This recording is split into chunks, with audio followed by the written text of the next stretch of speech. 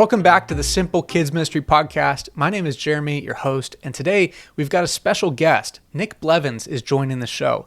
Nick is a longtime ministry leader. He's the co-founder of Ministry Boost, the author of the Volunteer Playbook, and one of the co-founders of the recently launched kidmin.com. If you haven't checked it out yet, go right now, check out kidmin.com. It's got lots of amazing resources, courses, really everything you need to lead in kids ministry. I'm really excited for what they have launched over there at kidmin.com, so highly recommend you go check that out. Today, we're going to talk about volunteer recruiting, and who better to invite for a topic like that than the guy who literally wrote the book. I mentioned he wrote a book called the Volunteer Playbook, and so there are pieces of that we're actually going to dig into in today's conversation, because I don't know about you, but I've never met a kids pastor who would sit there and say, I don't need more leaders. I think we're always in a place where we need to be recruiting. Whether we're fully staffed or not, this is something that we can't turn off. We've always got to be thinking about it, and Nick has a lot of really amazing insights to share. I think you're really going to like it.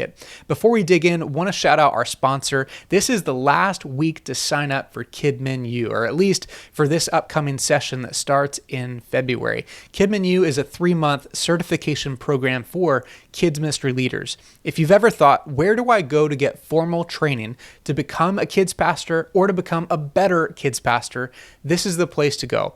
It's a combination of live group training where we teach you the essentials of kids ministry and how to lead well and grow your ministry. And we combine it with one-on-one calls to help you actually put this into practice in your ministry and in your church. Now listen, I've been in ministry for over 15 years, and along the way, I've tried everything when it comes to investing in my leadership. I've tried conferences, books, podcasts. I've had mentors and coaches and different things. This is the number one thing. I cannot recommend this enough. If you are looking for the one-stop shop of how do I learn and how do I get real-time support for growing my ministry, KidMin U is the best place to go.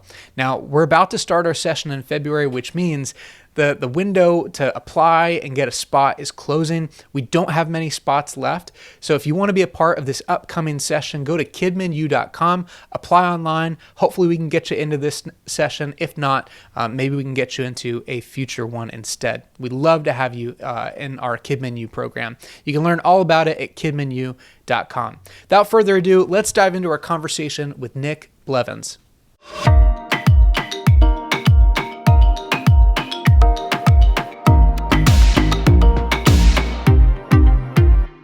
Well, Nick, welcome to the podcast. Hey, thanks for having me. All right, man. I'm excited to have you on, partly because you are a total expert and a total pro when it comes to this whole idea of building a volunteer team, recruiting. We're going to get into all of that. But first, I'd really love to hear about your origin story. Every time we have a guest on, I love hearing how you got your start in kids ministry. So take us into how you got to where you're at now. Will do. I'll give you the short version of the story. I've only been in 2 churches my whole life. The one I grew up in, I started going there. My mom took me when I was 2 years old.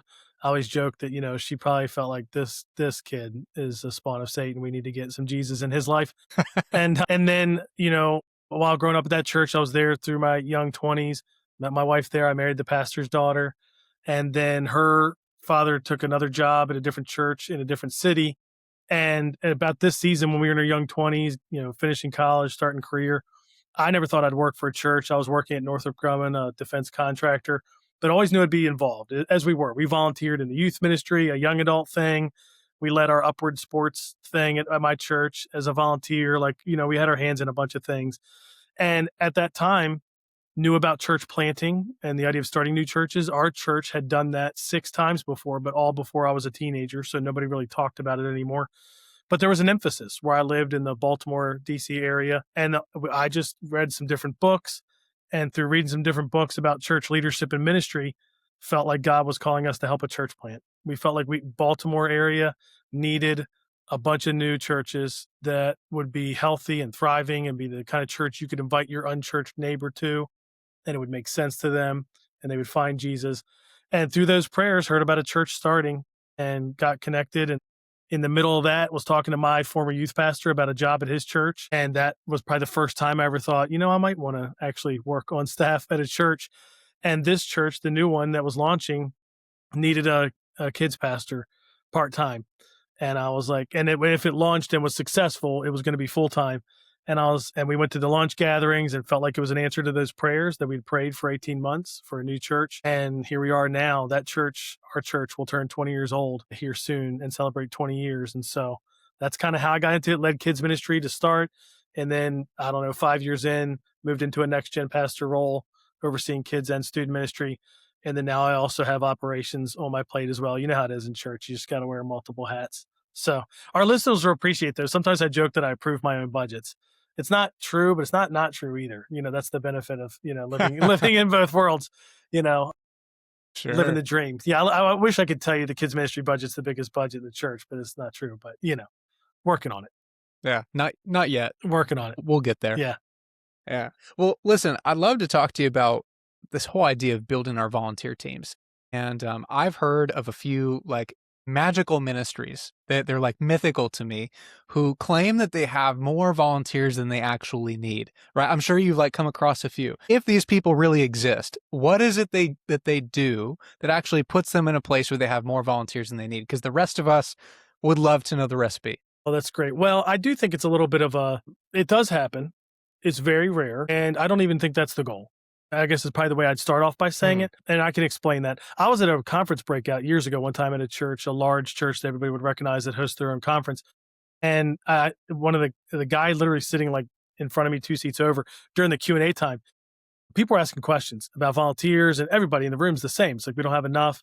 And he's like, I actually have too many waiting lists. And you could feel the hatred in the room for him. Like everybody looking at him like, you stink, get out of here. So, and it does happen. We're working with the church with our volunteer recruiting coaching, where this one ministry, their food pantry, has more than they need.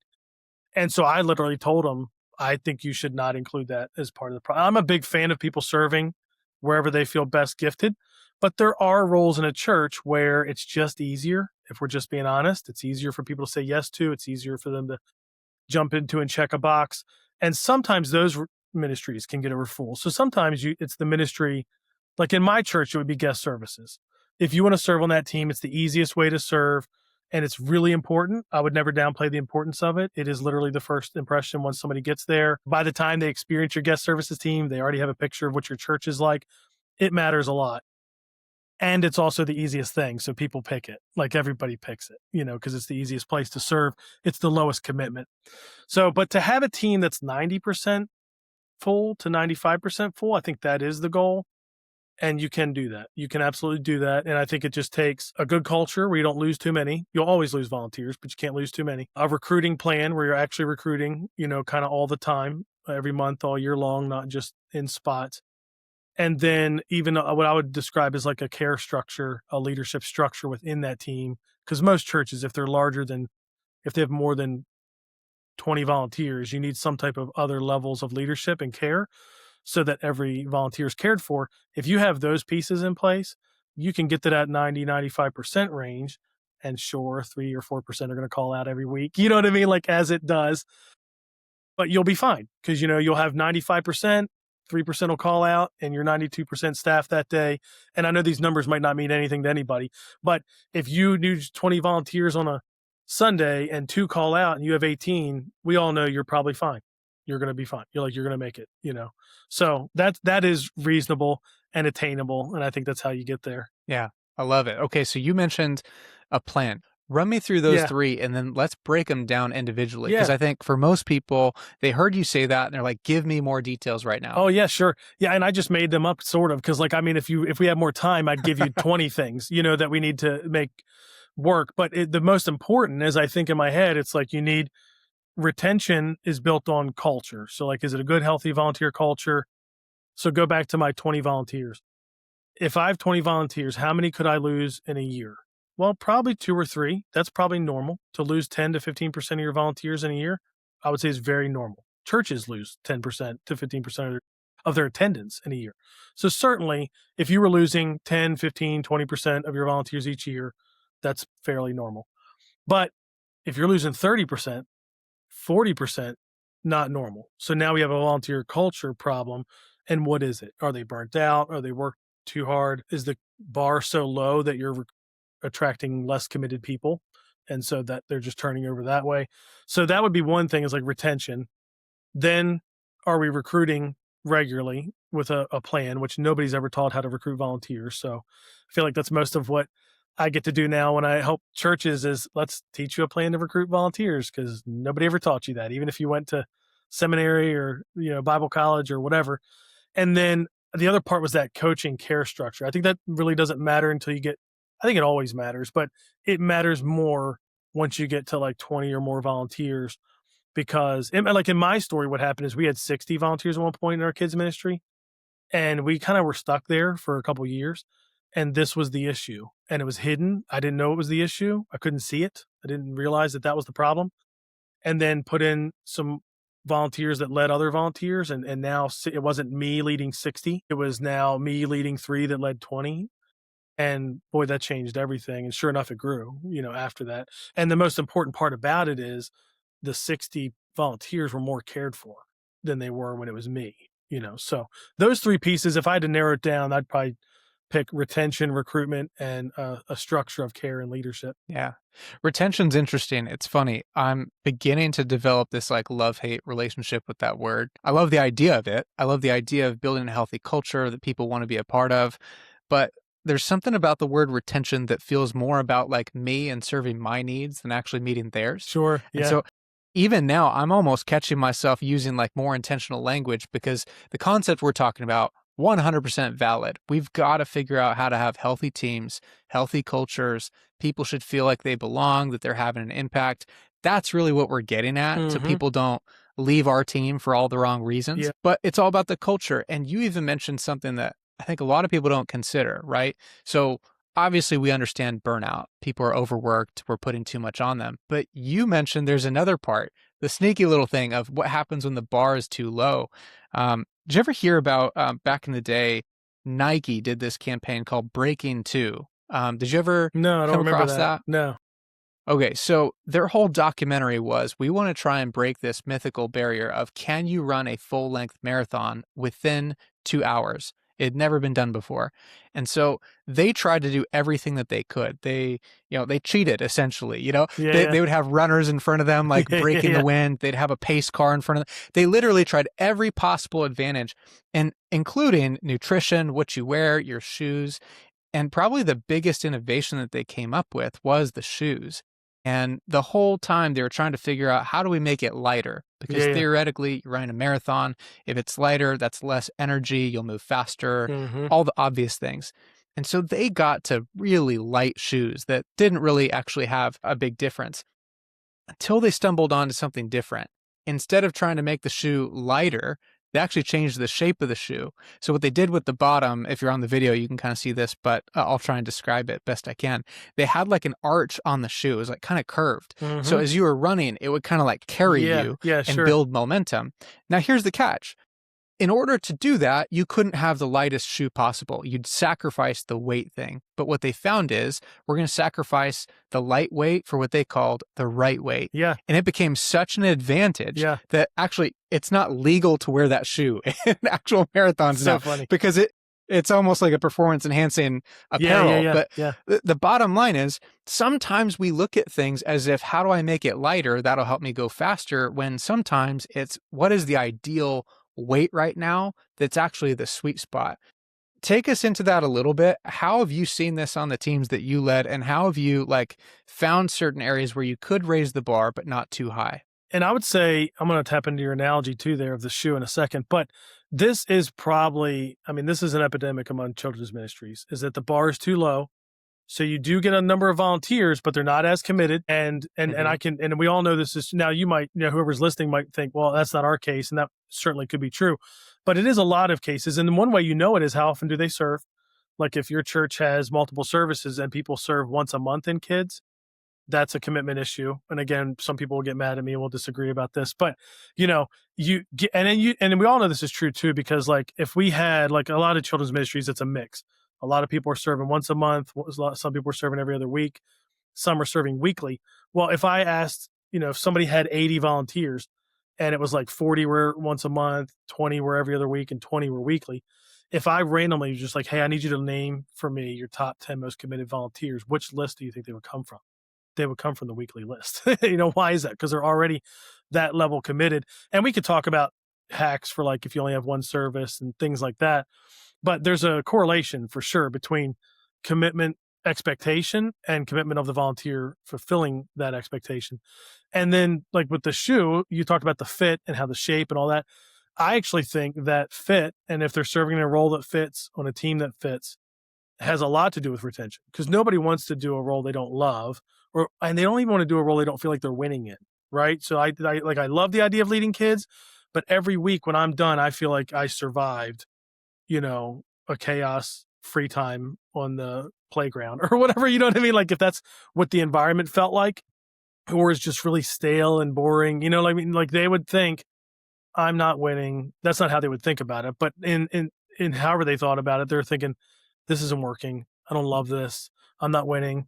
And so, they need to fit in the role. They got to do what they love, and they need to be really committed to it. So it's kind of counterintuitive, but like, if I had the volunteers I just mentioned, it was 40 once a month and 20 every other week and 20 weekly. If I guess doing the math on that, I need 40 a week. I think if my math is right, I would rather, I've got 20 weekly already. I would rather try to see if the other 60, if I can get 20 of them to show up weekly and have 40 weekly, I would take that over that 80 who are serving in different time, different frequency. I would take the 40 every time. Does it introduce new problems? Yes. Because the nice thing about every other week is Jeremy, if you and I rotate, if I'm out, I can have you serve. And if you're out, I can serve. And that does make it easier for me as the leader, because I don't even have to talk to you about it. You all can just solve it. But maintenance isn't, we're not in this for the best efficiency or the lightest amount, right? So if I have 40 weekly, if one calls out, I need a sub. But guess what makes a great sub? Those 40 people that aren't serving weekly. You know what I mean? So it's just a mindset shift of, hey, it's hard. We can't get people to serve. Let's lower the bar, make it easier. It's like, nah, not really. We can't get people to serve. Let's raise the bar, lose the people that are not serving at the level we want. And now a new culture is created where, yes, it's not as full as we want right now, but it is the culture we want. It is the people we want. It's the kind of volunteer we want. And then when we are bringing new people into this team, they are now assimilated into that culture. Assimilate is not a great word, but as low as Star Trek or something, isn't it? I'm like a Star Trek guy, but what happens is now the culture is predominantly made up of those high committed people. So when somebody comes in, even if they're not that committed themselves, they're more likely to raise to that level, as opposed to people will always, generally speaking, the culture, the commitment level will always go to the lowest common denominator. You know what I mean? Like, so if you have a mix of different, which every church does, different committed level volunteers, the overall culture is going to go down towards that lowest level commitment. So you need to make sure that lowest level commitment is high enough that it's really good. Yeah. I feel like it's that beginning initial effort that's the hardest. But if you can get that core group, like you're talking about, bought in, consistent, like those are your best people and they set a new standard, then it becomes self-managing, It's Totally almost is. like it doesn't take a lot to keep it going, but to start it is actually really hard. You talked about fit, and I think we all kind of understand, like we want people to be in their sweet spot. And it's really easy when people tell us what that is. If you tell us you like preschool kids and you don't want to teach, but you just want to like be a helper in the classroom, great. I know exactly where to put you. The problem is a lot of people end up in our ministry and they don't even know what they like, what they don't like, what they want. How do you go about finding somebody's sweet spot if they don't even really know what it is from the jump? Yeah. And a lot of nice people will say, put me where you need me, which is a great attitude. However, I always say no, because unless they really do have no idea and they just need to try some stuff out. But I do believe, in the long run, I'd rather be overstaffed here, but everybody's doing what they feel like they're made to do and called to do and gifted to do, and understaffed here, as opposed to it's even, but people aren't serving. Now, for a season, sure. Can you do this for 6 months while I, try to recruit more people here? Yeah, absolutely. That's no problem. But I think 2 simple ways to help people find their fit is, one, they do some type of observation where they see it all and you talk through it all. And then 2, we don't actually do a lot of this with volunteers, at least not in the entry, like when they're coming on board, but you can do simple assessments, of style, and then kind of relate that. Like, are you more of a relational people person? Then you're probably going to like being a small group leader. Are you more of a systems administrative person? Well, then you might want to do resources or Do you have a knowledge about tech? Would you want to do that? Would you, you know how it is. I mean, in kids ministry world, one of the hardest roles to find is people that'll do something on stage, leading worship, teaching the Hmm. Bible, hosting. And so let's find out, do you have any hint in you of, ability? I was doing a tour with a potential volunteer one time, and we're talking to her, walking around, looking at all the stuff. We end at our K-3 space during the large group. And just from talking to her, I thought she's pretty dynamic. Like, you seem like you could probably do something on stage. And I just said it. I was like, hey, I feel like you might. People are usually scared to death of doing something on stage. Like, what is it? The number one fear? The number two fear in the country is death. The number one is public speaking. So, people are usually scared of that. But I saw in her, I saw this, it's like a little bit dynamic. And I said, I feel like that might be something you could be good at. And she's like, yeah, I would consider that. And, sure enough, that was a thing, and she's doing it, and she's great. So now some people need to be trained to it, though. You could tell she had a measure of it. There's a lot of people and volunteers who've not been called to their potential yet. And this is true across the board, but certainly in specific roles. And we need to do that. We need to call them to their potential, but giving them a chance to observe it all. And then this is the other one. This is the other key, I think, is have a meeting with new volunteers 2 months or so in, 6 weeks, 8 weeks. And they know that part of the meeting is to decide if this is still the right fit. And that helps you in a couple ways. One, you can have this conversation. You've been leading in a small group, let's say, for 2 months. You've seen people lead on stage. You've seen people do tech. You know that people are doing the resources. You know there's people helping families check in. How do you feel about it? Does this feel like the right fit? Also, what if it's not a fit from our side? You know what I mean? 8 weeks in, hey, this isn't really working. This is the meeting where we decide where we feel like if it's working. I got to tell you, I don't think it's working. How are you thinking? What do you feel about it? Like, nobody wants to have that conversation, but every now and then that has to happen. Yeah. I love it because it's kind of an out if somebody needs it. And even if it's not an out, even if they have no intention of doing that, if you tell them on the front end, hey, we're going to check in 2 months, and then after that, there's no pressure either way. If it's a different role, a different team altogether, that's okay. We just want to help you find your fit. Yeah. It relieves a ton of pressure on people. If you say it do you early, tell too, people that on the front end? I was going to say, if you say it early, it helps recruit them too, because that's one of the fears people don't think of, but deep in the recesses of their mind, they're thinking, do I have to do this forever? What if I don't like it? Yeah. What if I look stupid and I don't know enough? Like, these are the questions people are asking without actually asking them. And so you almost have to answer them before they ask them. And this is one of the ways to do it. You say, hey, when you start serving, it's essentially a 2-month commitment that will become a year commitment. But that 2 month, we're going to have a meeting. If it's not a fit from either side, we will make a change, find a different role. If it is, great, you're in, for the remaining 10 months. Because I know, like, in children's ministry world, we do 1-year commitments, like a lot of churches do. And a lot of kids ministry leaders are scared to do that because they're afraid of people saying no when that re-up time comes. But it is a little bit of reverse psychology. Having it in there gives them enough of a relief. And do people take it? Yes, but people quit anyway. You know what I mean? So even if you don't have year-to-year commitments, people quit. So yeah, I'm a big fan of that. And tell them on the front end, and it can help them say yes. Remove as many barriers as possible for a volunteer to say yes, but not the barrier of commitment. You know what I mean? Not, this is what we need, Totally get that. Okay, so this is interesting because I've actually never done the year-to-year thing. I've actually never done terms. I've always done ongoing serving, and that is its own animal, its own pros and cons. But maybe make a case for us. Like, why do a 1-year commitment? I know a lot of people do it and they're already like sold, but for those people who are trying to figure out, do I want it to be open-ended or do I want a set term? What is your case for why that's valuable to do with your team?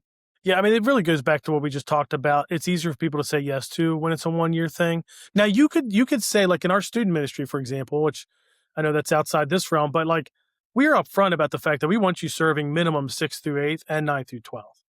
But within that, it's 1 year at a time you're saying yes to. And in kids ministry, it's like, how long? And even in the beginning, if I, done a whole observation with somebody, they saw everything, we talked about all the roles. If they said, how long do I serve, I would probably joke till Jesus comes back. So it is two things that are true at the same time. Like, one, I want you to serve here forever. But two, what you're actually committing to, right now is 1 year. And so I think the reason you do that is because it's easier for people to say yes to. And I don't mean easier to say yes to, because it's easier to say yes to, like, I'm gonna serve once every 3 months, but that's not the kind of yes you're asking for. What you're saying is, I would describe it like this. Like, think about the gym membership. Could I say yes to going to a gym membership, and I'm supposed to go every day or 5 days a week or whatever it is, and I say yes to it, but it's kind of easy to not go, and there's no commitment, there's no accountability, there's no community. Versus if I could just say yes for a month, and knowing that I could do that. And if I do that and I see results, I'm probably going to do month 2. That's better, because actually I do it, and I can be all in for a month as opposed to, maybe I'll go. Does that make sense? So for a year, it's easy for me to be like, I will raise to this level of commitment that you need. I will reprioritize my life around this volunteer role, which is quite frankly what people have to do. And I will do that because I can do that for a year. And then the other benefit is, it just gives you that built-in time to kind of start again. Momentum is just the starting of something new, or the relaunch of something new. Like, momentum comes from like a stop and a restart. And so you get that. Obviously, you probably want to time it with the school year kicking off or the new calendar year kicking off.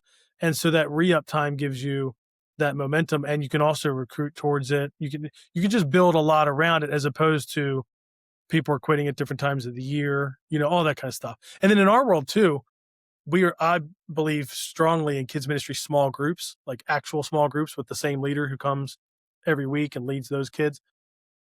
You can do that more if you know that people are committed to that year on that schedule, versus if they're coming in and stepping off the team all the time. It's a little hard. Yeah. Yeah, totally. The consistency on the end of a kid is huge, Mm-hmm. and so we cast that vision a lot, but there are also strategic benefits to it as well.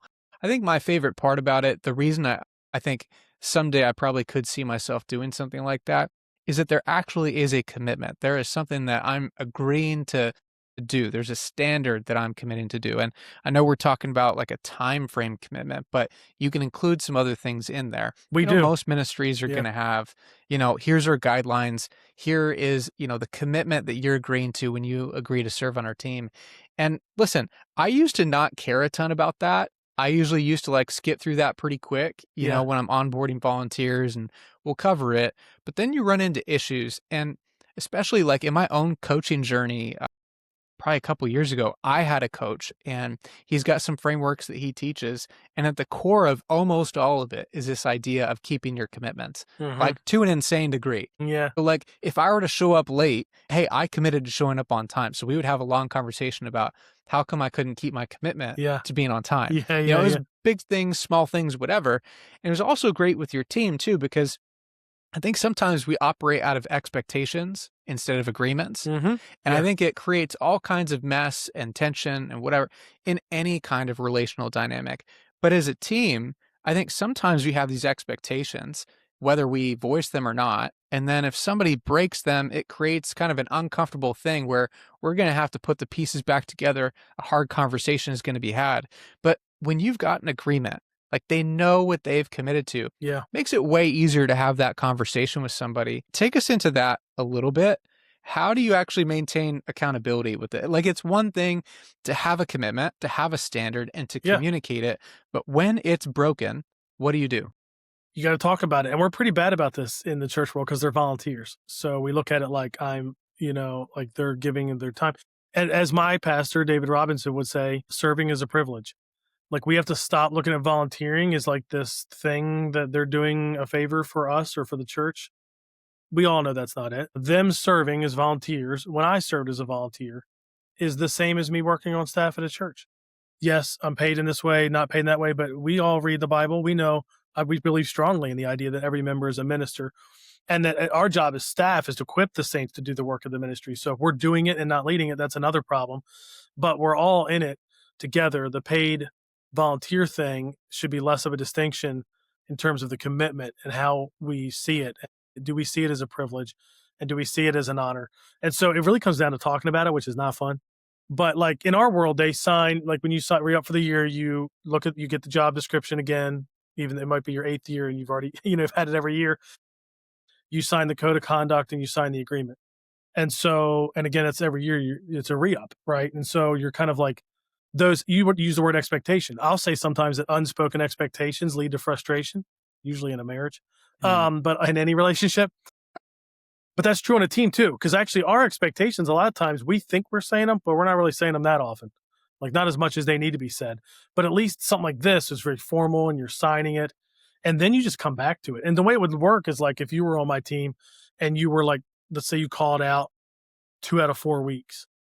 I would say at that point, like, because people call out for, I mean, we're in the season now where people are getting sick and it's like, that's just normal.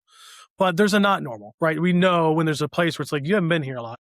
And so that would be a conversation of like, hey, Jeremy, I just want to check in, see how you're doing. I know you missed 2 of the last 4 Sundays. I just want to see if everything's okay. And you'd be like, yeah, I actually had a cold this week. And then my son had a soccer tournament that week. I'm like, okay, great. How'd the tournament go? Like I would not, like at this phase, I'm not really pushing in that much. Let's say you miss half of the next month too. Hey, want to check in? I know we talked last month. You missed a couple. It seemed like you missed a couple this week. What's going on? And you're going to feel it. At this point, you're feeling it. Like the accountability, the heat has, gone up. And so, and you're saying whatever it is. And maybe they sound valid too. It's again, the same kind of thing. Okay, well, and this is the point where I'd introduce like, hey, we're on a path here where this may not work out.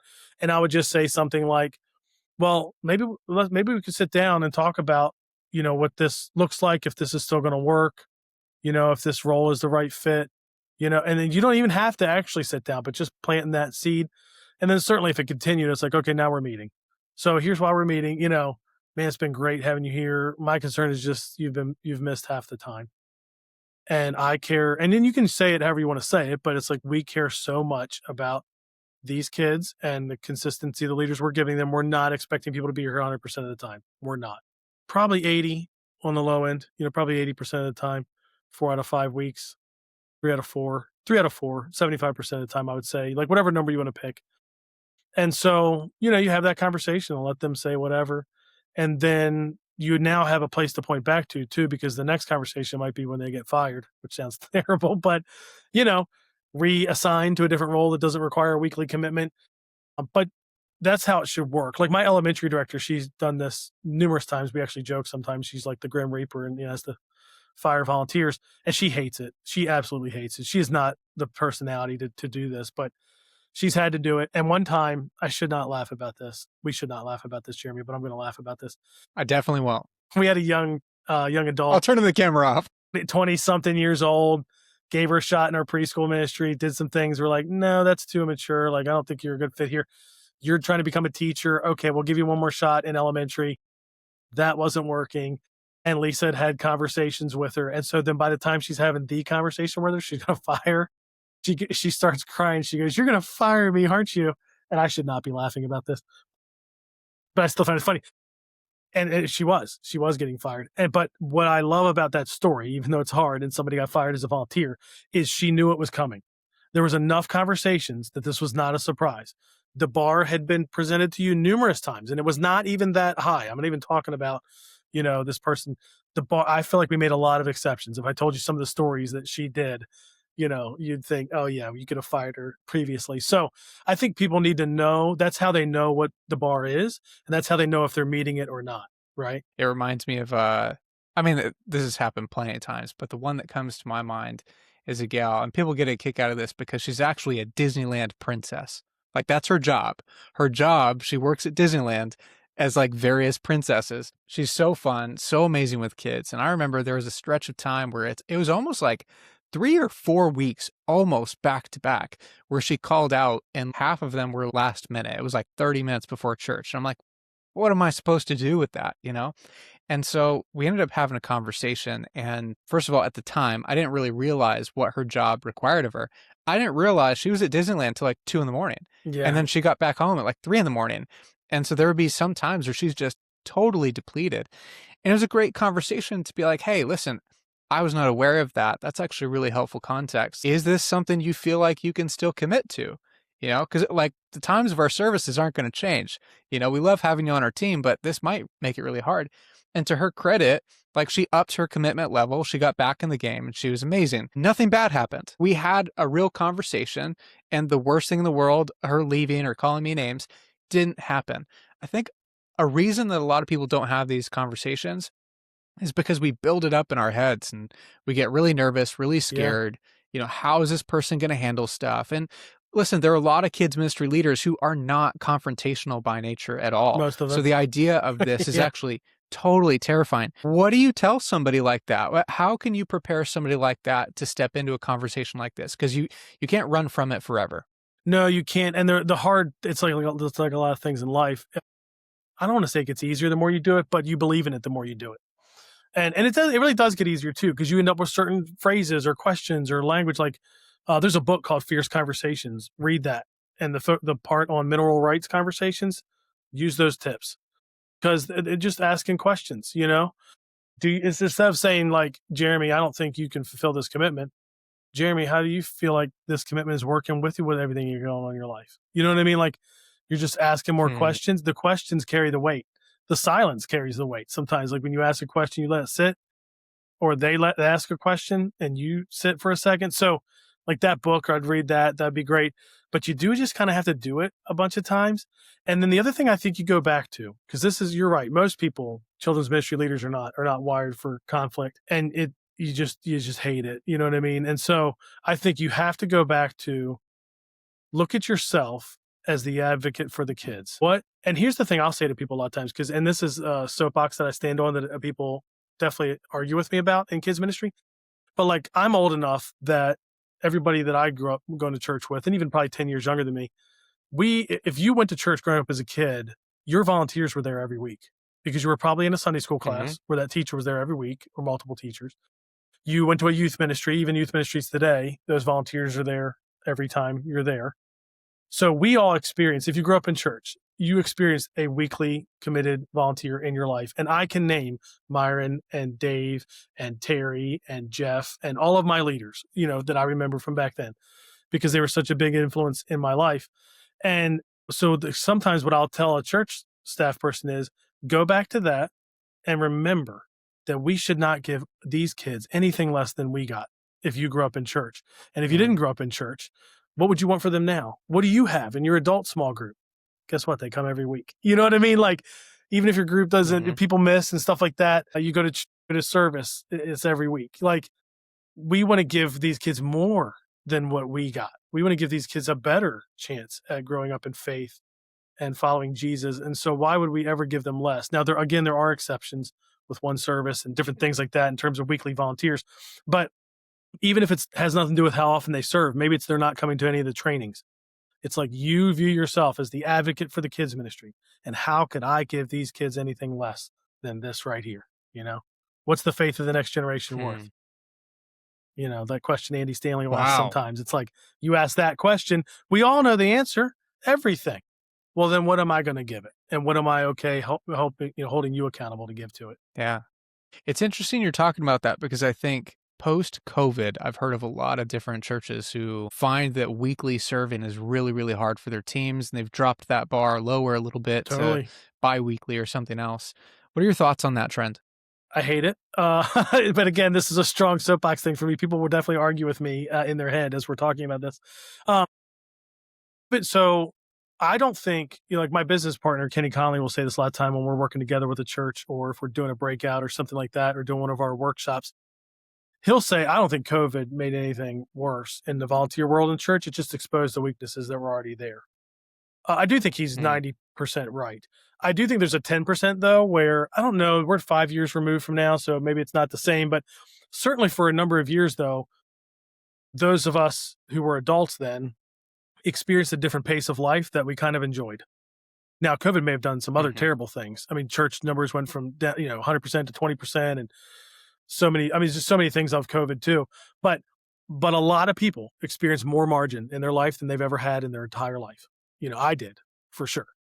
I exercised for the first time in a long time back then. I was cooking more on the grill. I did some stuff outside.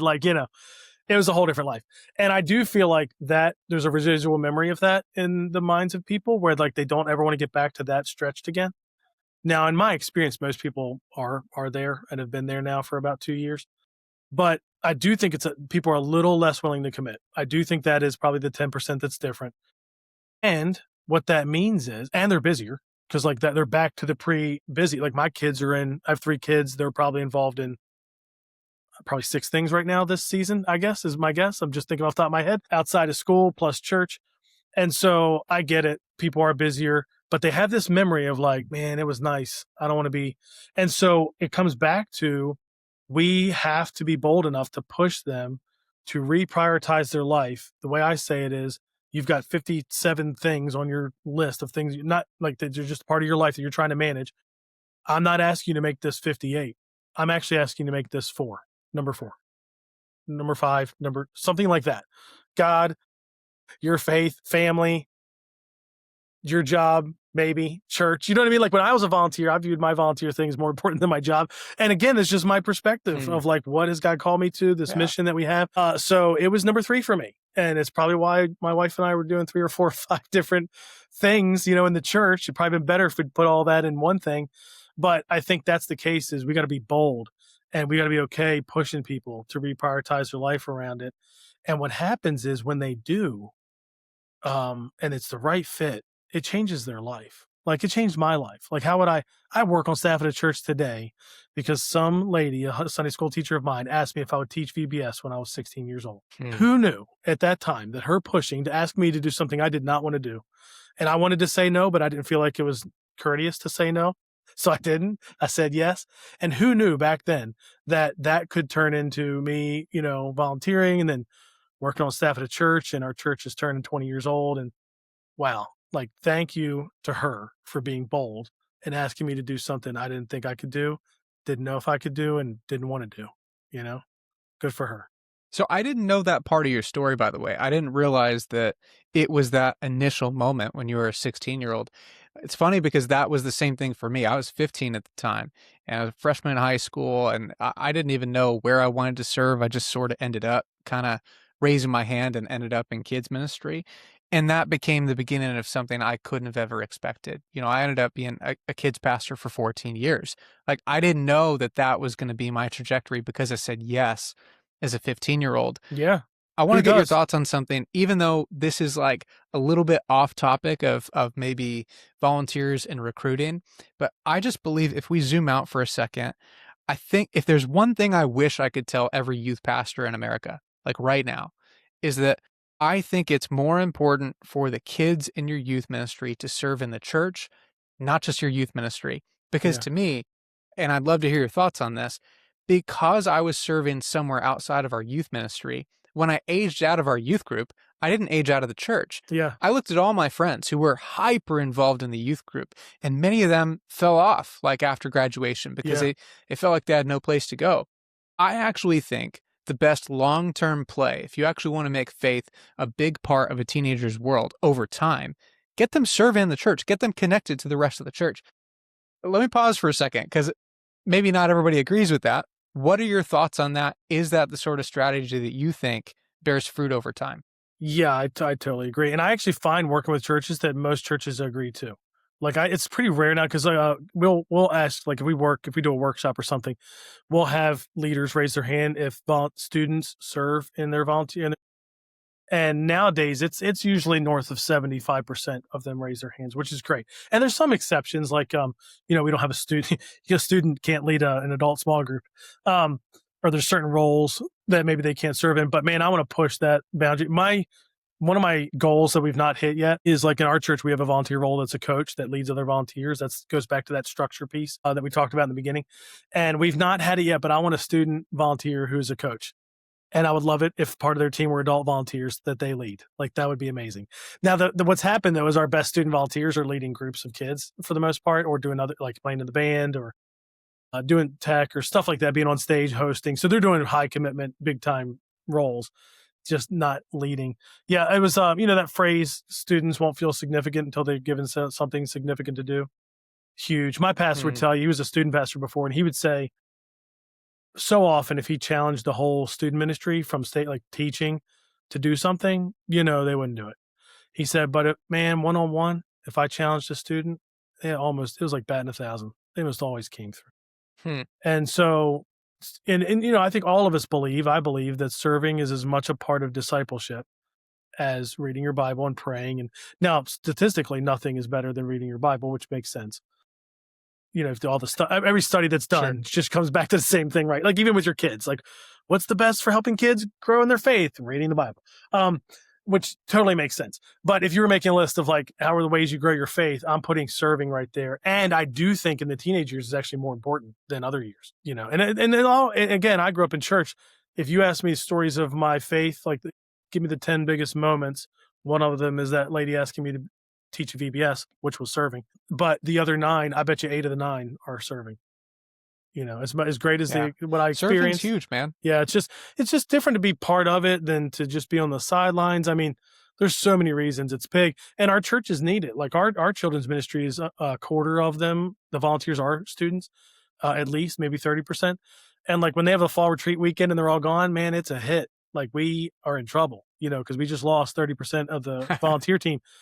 And I always celebrate it every time because it stinks. It's hard. We got to work around it. But man, we celebrate it because like, man, it's because they serve and are such a big part of this that we miss them right now. Yeah. Would you say if you had to choose between the two, if somebody was to take one step in our churches, would you say that serving would be even higher on your list of priorities than being in a small group? I would, but I'm biased for 2 reasons. One, I think like in my church, it's about 50-50. And I joke sometimes, I feel like it's an extrovert introvert thing. Like if you're an introvert, you'll serve because then you might not have to talk to somebody and you can kind of get it. You know what I mean? Like there's like a built-in, I'm doing this thing. So even if we're talking, like we've got a job to do and maybe we can talk about that versus extroverts. Like you want to meet people, you want to get to know people. So a group might be your way. But I'm also biased just because serving and group can be this. A group is this once you're in it and you're like for real a part of it. But serving, instantly you've gone from a consumer to a contributor. Versus a group, you can still be a consumer. Like it can still be mostly to feed you and care for you and fulfill you and all these things, which are helpful. Now you get in a group that's healthy, you're both. You're caring for and being cared for. What's that? I forget who had that quote, but they talked about small groups are where you're like, you love and are loved and you serve and you're served and you care for and you're cared for. So eventually you're both in a small group, but right away in a serving, you're a contributor. And, moving people off the sidelines into the game is one of the biggest things to help them take steps in their faith and take steps in your church. People are tired of hearing me talk about that in my circles. Man, I just am such an evangelist for people actually serving. I think if there's one thing I could have every person in our church do, it would be that. And I'm also a big proponent of small groups. I'm a big proponent of these other things. But it's like, where else are you going to find like one step that you take that actually solves so many other like spiritual and relational and community things? Like serving is where you're living out your faith. It's where you're contributing to the church. It's where you're building community. It's where you're probably learning about the Bible too, because you got to teach something. You got to learn more. Like there are so many like side effects, if you will, of serving that if I were to choose one first step, it would be that. And in a previous church, we shifted our approach. It's funny. So I just recently was working with a church plant. And when I got there, we were hovering around like 300 people. It was still like the early days. And the first step was join a group. That was it. That was our whole strategy, join a group, and then we'll get to some of the other things. And then at a certain point, we started to have conversations where it was like, what would it look like if our first step actually became serving, not groups? You know what happened? Our teams became stacked. People got more involved. Our church almost doubled. It actually was pretty wild, like what happened when we made that an even higher priority. And here's the wild thing too. We ended up having like more groups than ever before. It's like, it wasn't like we had to sacrifice one or the other. It's like you prioritize one thing and you actually get all the other bonuses as well. It was wild. Well, and you spoke to it too. And if I had more time, we could go into like the mechanics of it. But the short version is growing your volunteer team is what grows the church, reaches more people and all that kind of stuff. So like a lot of times we think of it the other way, like the church grows and then we get volunteers out of that, which is also kind of true. But really growing the volunteer team is what grows the church and reaches more people and brings more people in. And then they can get in small groups. So I'd be a big fan of it from that perspective too, because obviously you want to reach more people, help introduce them to Jesus. Small groups are very important, but obviously they're primarily about discipleship and community of the people that are already there. Every church has like every person, in my opinion, leans one way or the other in terms of evangelism or discipleship. Like, am I more an evangelistic minded Christian and I want to lean that way, and or am I a discipleship minded Christian? And some people would, feel like this is a doesn't even exist. It's false dichotomy or something. But it's just, are you a truth person or a grace person? Like the reality is, everybody's a mix, unless you're Jesus, and so you're not one of the. And churches are that way too. Or is it more of a discipleship minded church, a little bit more inside, or a little bit more churchy? Is it more of an evangelistic church, reaching lost people? And because you would know who you're reaching, right? And I feel like serving works a little better if you're on the evangelistic side, because again, it's easier to say yes to volunteer on a team as opposed to like, I'm getting in a group of people I don't know at somebody's house I don't know, or whatever, like that kind of thing. I just think it's easier for them to say yes, and then it helps grow the church and reach more. But then you can disciple them, in your small group. So I'm with you. I'm biased that way too. But when you lead, when you're like us and you've been leading in kids ministry or something like that, you're definitely going to take the side that's like, what helps fill the team more? Let's pick that side. 100%. Yeah, no, it is one of those things where it becomes way more front of mind if you are a kids ministry leader. I think, you feel the volunteer part maybe more so than any other role at the church. Yeah. Because here's the thing, I know this is going to like set some people off. I don't mean to like trigger anybody, but it's, there's some roles where it's like, if somebody doesn't show up that day, we'll be okay. Yeah. Sure. Like, of course. is the role of greeting people at the door really important? Yes. But if an emergency happens and we can't find anybody, people can still make their way into the auditorium, Yeah. Is it ideal? No, but we Yeah. can survive. In kids ministry, if I don't have enough volunteers for a classroom, I have to close rooms. I have to turn people away. Yeah. It can become a safety concern. Yeah. There's a direct effect on all that stuff. And so, yeah, for us, this is like the thing we think about. If you were to ask a kids ministry leader, if you could give me one thing, just one upgrade in our ministry, every single person would say, I just need more volunteers. That's it. That's it. Yeah. Like I would take that over more budget. I would take that over a better space. Yeah. I would take that over anything. I just need people. If you have a few more minutes, Yeah. I know we're kind of running over here. No, you're Do good. you have 5 more minutes? Yeah, I'm good. Okay. Because here's the question I really want to ask, and I think what people really want to learn. So you are the volunteer recruiting. Like, I view you as the guy who talks about this topic. You literally wrote a book on it. If you don't have the book, go get it. It's really good. I want to ask you this. There's so many different directions we could go about how to recruit and how to build your team. But maybe let's start with how you might jumpstart your recruiting. Like if somebody says, I know January's coming or Easter's coming, and I'm like a month away and I need more volunteers. What is the best way you think to jumpstart your recruiting and build up your team fast? Wow. Well, see, and especially with that example you gave, I would give a different answer. So here's what's funny. Because like you said, Easter or Christmas is coming. It's a lot easier. People say yes to different things, different ways. No different than they give to different things out of different pockets. Like that's a phrase people use. Sometimes in the giving side of church, it's like people give out of different pockets, meaning, there should be tithing, but they'd also give maybe to this food pantry different than they would give to this thing over here. Serving is similar. Like somebody would say yes to a one-off serving at Christmas or Easter way more than they would say yes to an ongoing role.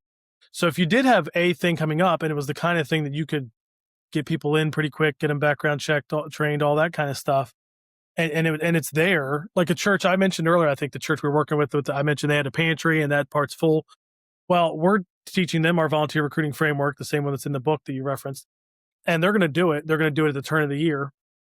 But in the meantime, they had 2 things staring them in the face. They had a campus launching at the time, it was like 2 months out. And then they had a series they were doing that was like a vision oriented series. And so we were like, oh, we need to change your plan because this is obvious because plus you don't even have enough time right now to do the framework as we teach it. You need to leverage this vision series and this campus launch, and you need to run this play where you're going to have volunteer orientations because they are the hack, and you're going to get people to sign up for them. You're going to give them a tour of the whole building and talk about all the different roles you can serve in. Here we're at the very end of this conversation, by the way, we're getting to like the most valuable thing. Like if you just go do this, like you'll have more success. And anyway, Yeah. this is a church. I want to say they're like 1,800 and it average attendance. So it's it's a good sized church. Maybe it's 2,400 actually. I don't know, somewhere around 2,000. And, 3 campuses, one small. They're launching that third one at the time we record. They literally launched this coming Sunday, and they implemented this orientation strategy and got 200 people to sign up for one of the 3 weeks. Got 150 to show up, and they have over 100 already signed up serving. So, and I don't remember. I'd have to go look. I want to say their church had something like 800 volunteers. So they added 100 to that 600 or 700 in 3 weeks. And so now Nice. why did that work? Well, it was the power of the orientation tour thing. That's the hack. But it was mixed with this urgency because you're launching a campus and you're going to be talking about vision. But like, I think the best times to recruit are when clear need meets clear vision meets a clear next step opportunity. Like those 3 ingredients make the best recruiting, meal, to use that analogy. But if it was a different time, like if you had said, hey, Mr. Easter wasn't around the corner, well, then I would say, let's implement this volunteer tour orientation strategy. And then what you're doing instead, though, is you're contacting people and having conversations with them and then inviting them to that orientation. So it's a little bit of a longer play. It's more pastoral. I'm listening. I'm having conversations with people. I'm listening to them and what's their journey been like and their experience at the church and then helping them take their best next step. That's the way I say it. Like that's what you would do to recruit. But if you have something to point to, Christmas, Easter, a one-off VBS, a vision thing, launching a service, launching a campus, leverage that. There's only so many of those you get. Yeah. Leverage that every year. And then from there, leverage the next step. So like you can get them to say yes to serving at Easter. Great. Now, Easter, they did it. Hopefully they had a good experience. Hey, what do you think about serving every week? Yeah. Yeah. No, for sure. I think actually those one-off events are a total hack if you can be strategic about it. Yeah. Because those to me are actually the easiest things to get people to. Because usually the whole church will be talking about it. They'll all be pushing it. So you're almost going to get like some warm leads, if you will, to use like marketplace speak. Yep. Like people are ready to sign up for something, but they're usually only going to sign up for that one day. Yeah. Now, listen, if you have a great experience on that day, if they loved serving on your team, that's an opportunity to retain that person. So that's somebody who actually might want to continue on your team. And so if you're strategic about the next step, it can be a game changer. And I remember one year we actually switched our philosophy where Christmas would come up and we'd usually do an all hands on deck serving day. Everybody on the teams, whatever team you're on, we all serve on Christmas. And that was fine. But actually the upgrade was the following year where it wasn't all hands. And instead we put a bunch of new people. So all those people who said, I only want to serve for this day, I'm willing to do something I don't normally do. We added them to our existing teams, but we didn't burden our current teams any more than any regular Sunday. Yeah. And then what happened is like those extra roles were filled by new people and those new people ended up getting plugged into teams afterwards, and it helped us grow our teams. So these big days can be a really big part of your strategy. And I want to add one thing, but it actually is a confession. I have to confess to you that there's a framework that you have created, and I have completely stolen it and ripped it off. You should. Many times over because it's one of my favorite things. A good source says there's nothing new under the sun. So I think you're good. I think I probably got it from somebody else. It's the highest form of flattery, right? So you have something called the Prospect Challenge, which I think is one of the most part brilliant of our things I've ever heard of. Yeah. So, okay, here's the short version. Like Nick has a way of leveraging your team to actually help you find people and recruit people on your team. Explain to us how it works, because this is gold. And if you're listening to this podcast, this is worth the price of admission if we're actually charging something. Yeah, this would be like, so in the book, this is at the end. Cause like when I wrote the book, I wanted to teach like, here's how you recruit through the framework, like the way you should do it. It's almost like going back to my gym analogy. It's like, here's the exercises and the plan you should be doing every day, every week. Right. But here is, I don't have a good gym example. Protein. Here's a hack. If you're going to eat this much protein, you're going to gain more muscle, or creatine or something like that. Very safe supplement. Like here's, I want you to do the workouts first, because if you don't do the normal volunteer recruiting work, these hacks, I mean, they'll help you, but you're not really getting better at recruiting, but they are helpful. And one of them is this thing right here, which is you get your whole team. We did this when we moved into our building some years ago. Because as soon as we moved in, the preschool team wasn't big enough. Like we had enough volunteers. It was great. but we grew enough of them were kids and younger that it was like, oh man, we need help. So we launched a challenge where every room was challenged to recruit volunteers. But what was nice was we didn't say to them, hey, you have to recruit the volunteer completely. It was more like, you need to give us the lead and tee us up for a good conversation. So we, like, our team, our staff and the coach volunteers will be the ones that actually recruit them. But you need to kind of make that introduction. You need to plan it in their mind. And you can do this with your existing volunteers. There's also a version where you can do this in your small groups. If you can get the small group side of your church on board and the leadership there, you do a big recruiting push through your small groups, and the leaders that lead the small groups. You're literally making me think of something I thought of earlier with the church today. I knew that same church that I was referencing, the last call we did with them, I knew we had talked about something in their recruiting strategy that they need to tweak. And this was it. It's so funny. You've made me think of it. I was thinking they need to leverage their small group leaders for adults to get their volunteers recruiting, and even invite their whole group to go to a volunteer tour at this church. So anyway, I'm glad we're saying this. You reminded me I need to go back and make sure they're doing this. Anyway, same thing's true with your volunteer team. You go to your volunteer teams like, hey, the 4 of you serving this room, or combined rooms or whatever, and you're one team, and we're going to see who can recruit the most volunteers. But you just have to get them to us, and we'll do the recruiting. And then we'll keep track, and we'll do prizes and have a fun celebration at the end and give away some awards, give a dunce cap to the team that got 0. No, I'm just kidding. You'll find that a lot of teams don't do it. And that's why we like the team thing too, because if you do it individually, they won't do it as well. And a lot of people will fail. At least if you do it as a team, it's not going to be as good as you want, but it won't feel as much like a failure because of they're in teams. Whereas if it was individuals, you might find that like maybe 30% of the people actually get you a lead. Whereas if it's 30%, but they're in teams, it feels like 70 to 80% of the teams. Does that make sense? So you kind of want to do that to, make it feel like it's a little bit better, but gamify it, make it fun, give away prizes, help them cast a vision why this matters. And it's the request is simple. It's like, who do you know? Who's in your group? Who's in your family? Who goes to church here that you know from outside church that's not serving? Invite them. Hey. And you can give them email scripts, text script. Like, you can really empower them to ask, but they can ask these people that you can ask too, but it's going to mean something different coming from someone they know. Yeah. The way we've done it, and I love the idea of equipping them to have the conversation. I haven't tried that one yet. That's going to be good. But the way I've done it in the past is, I think your initial training on it was hand out cards. And obviously you need their name, their contact info, all that. Yeah.